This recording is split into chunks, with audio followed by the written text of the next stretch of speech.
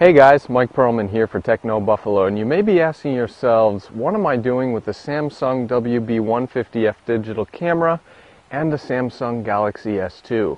Find out after this awesome intro.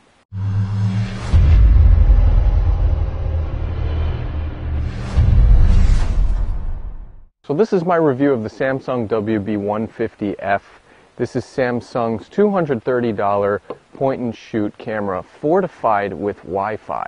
It belongs to Samsung's family of smart cameras, cameras that do the thinking themselves. However, I had to do a lot of thinking for this camera, but we'll get to that in this review. But for now, we'll kick things off with design. Aside from the WB150F's snazzy matte black finish, its pronounced right-hand grip, and its independent video record button, there's really not much that separates this camera from a traditional point-and-shoot design. We have a 4-way directional pad on back, there's a 3-inch 460K display, and I gotta be honest, the quality of the display is not that great. It's pixelated and exhibits jaggies on edges. The one big benefit though of this camera is its 18x optical zoom. However, the f3.2 base aperture is not that impressive when you compare it to brighter lenses. Now as for features, the WB150F is packed to the brim for the average consumer.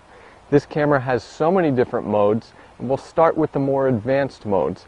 There's a full manual mode with a shutter speed that goes down to 16 seconds for longer exposures. There's an ISO range that goes up to 3200, and we have aperture adjustment as well. Exposure compensation, the whole 9 yards, and we have a regular PASM assembly. Now if you're more of a scene mode shooter and you like fun creative effects, this camera has you covered. Aside from a slew of scene modes including a panorama sweep mode, there's also a library of different fun creative effects and filters. Things like putting your face on a magazine cover, a billboard, crazy sketch filters, artsy filters. The WB150F had more creative and fun art filters than I've ever seen on any digital camera to date. And now for the negatives. The interface was exceedingly sluggish and the battery life was kind of mediocre. But the big news in the feature department is the WB150F's Wi-Fi mode. Let me walk you through the Wi-Fi mode on the WB150F. So first we're going to choose social sharing. You have to enter your ID and password, your Facebook ID and password.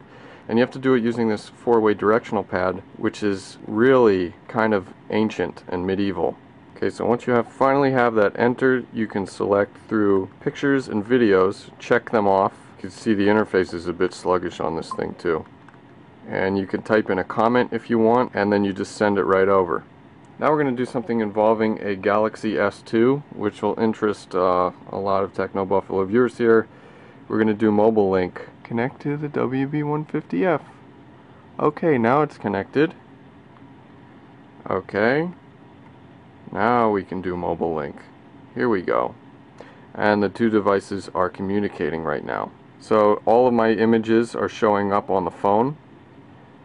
So I can do basically the same thing as I did with Facebook, check them off, and then transfer them over. Alright, here we are. Wireless viewfinder. And look at that. So now the phone acts as a wireless viewfinder. This was my favorite feature, and you could use this without having to connect to a wireless network. By zooming in here, it's really sluggish though, and I can also take a picture with the phone using the phone as a remote, and then the picture or video saves on the phone and the camera. And now for image quality. I usually don't get a chance to be hard on a camera in this department, but this is one of those rare occasions where I'm going to have to do that.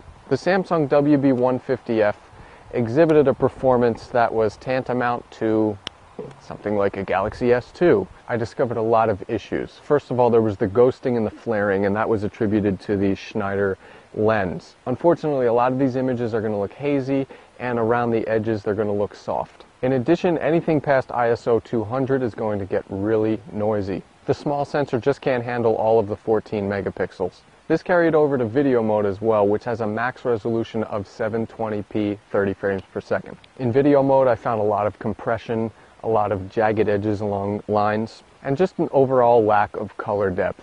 So overall, what I got from the WB150F was a very basic point-and-shoot performance on par with a Samsung Galaxy S2. So now it's time for my Buffalo call with the Samsung WB150F.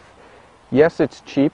Yes, it is stocked full of controls, and it has an 18x optical zoom. It also has that snazzy matte black finish. But is that enough to make you put down your Galaxy S2? For me, it really wasn't. The image quality alone on the WB150F was just not worth it. Unless you're taking super close-up macro shots or you're just using a bunch of creative filters to put on Facebook, this camera cannot be taken as a serious contender when compared to the competition from Panasonic and Canon. Furthermore, I really didn't see any need for the Wi-Fi functionality on this camera, other than the wireless viewfinder, which is pretty fun, and that was just about it. Yes, it's nice to have Wi-Fi features on a point-and-shoot, but the interface needs to be severely revamped. For the full Samsung WB150F review, be sure to go to technobuffalo.com. Until next time, I'm Mike Perlman.